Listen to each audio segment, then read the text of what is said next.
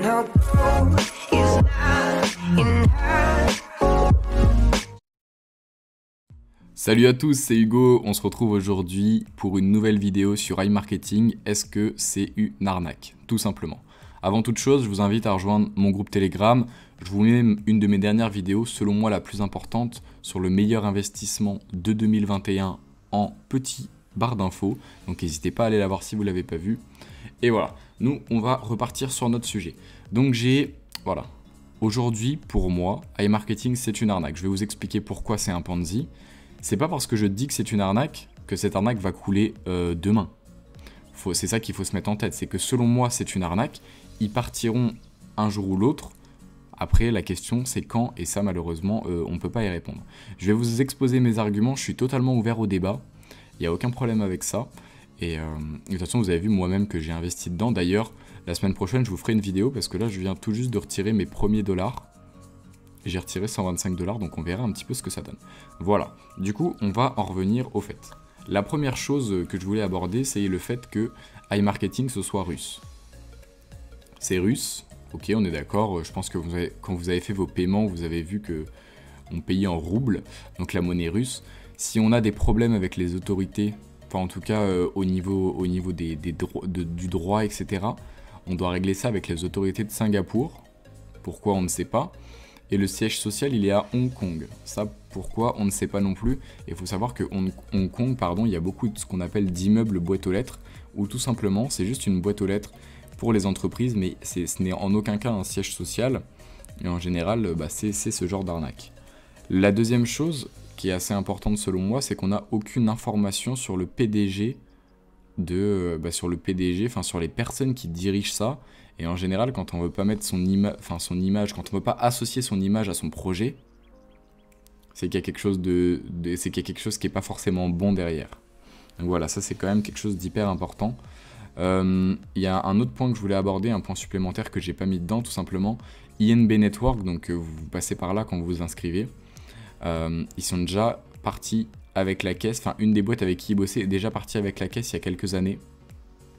Et moi je me suis pas mal renseigné, et j'ai eu quelqu'un qui travaillait chez INB justement à l'époque, et il m'a dit que les personnes qui l'ont perdu à ce moment-là l'ont récupéré sur un autre projet. Après à voir, parce que j'ai eu aussi des témoignages de personnes qui ont perdu cet argent et qui ne l'ont jamais retrouvé.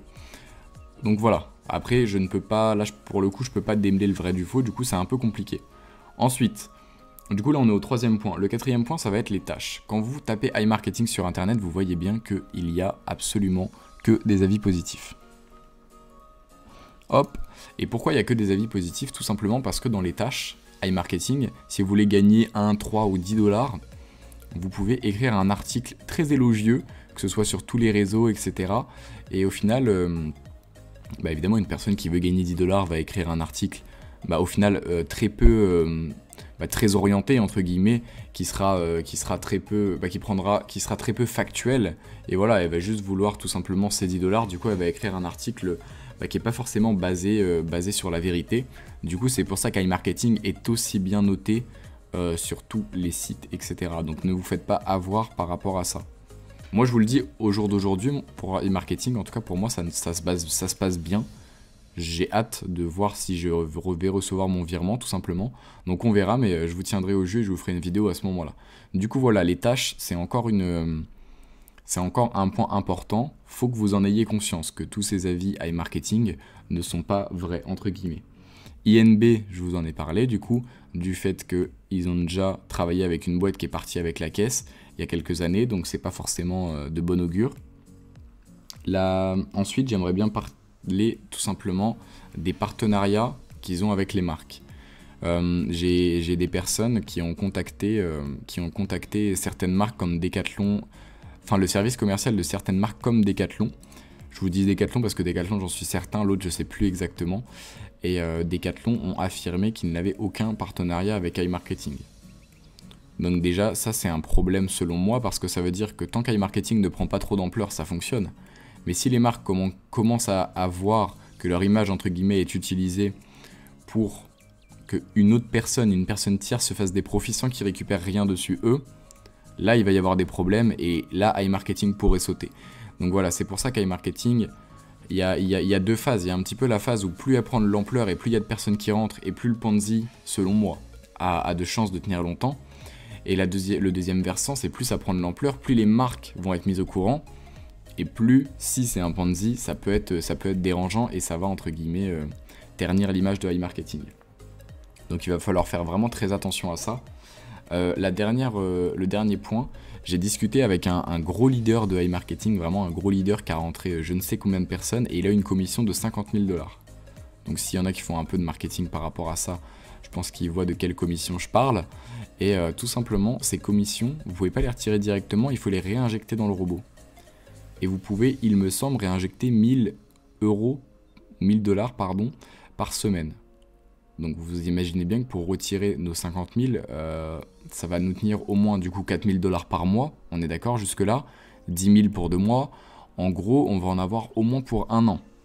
Et c'est quoi le principe même d'un Ponzi? C'est la rétention entre guillemets des premiers qui sont payés par les nouveaux arrivants, on est d'accord. Et donc ce système pour moi, il est quand même hyper louche et c'est quand même, enfin, le fait de devoir réinjecter ses commissions, je trouve ça un petit peu gros et tout simplement pour garder les gens plus longtemps parce qu'évidemment un mec qui a 50 000 $, il va pas s'asseoir dessus, il va essayer de les passer.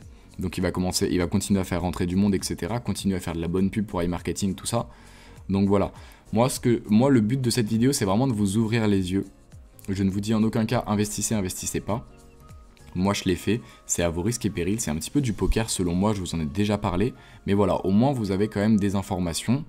Faut pas aller investir la tête baissée quand on voit un super rendement, etc. Se dire oh super 20-35%, je vais mettre toute mon épargne dessus. Au bout d'un moment, faut être lucide, faut se dire que les gros fonds d'investissement, les bons fonds d'investissement font 20% par an et c'est génial. Donc s'ils font 35, 20 à 35, etc. et qu'ils garantissent ça en plus, c'est quand même, à partir du moment où pour moi il y a une garantie de rendement, ça me dérange. Ça me dérange tout simplement parce qu'ils n'ont absolument pas, ils peuvent pas savoir si les gens vont acheter ou vont pas acheter. Tout simplement, si c'est un système de pub. Donc à quel moment ils peuvent garantir tel ou tel rendement. Voilà, moi c'est ça qui me dérange. Donc voilà, en conclusion, je dirais que vous avez toutes les informations maintenant pour investir ou pas. Ça se trouve ça durera encore 1 an et moi je vais encore en profiter. Je vais juste retirer ma mise initiale. Ça se trouve dans 2 mois ça va couler et là je vais être un peu voilà, et avec les personnes qui ont investi récemment ça va être un peu compliqué. On peut vraiment pas savoir. Mais maintenant vous avez les informations. Vous faites comme vous le sentez. Mais voilà, en tout cas si vous avez des questions, si vous avez d'autres arguments que j'ai pas forcément évoqués, n'hésitez pas les gars, l'espace commentaire il est là pour ça. Moi je vous mets mes dernières vidéos sur iMarketing, etc. juste après, et je vous dis à la prochaine l'équipe, ciao.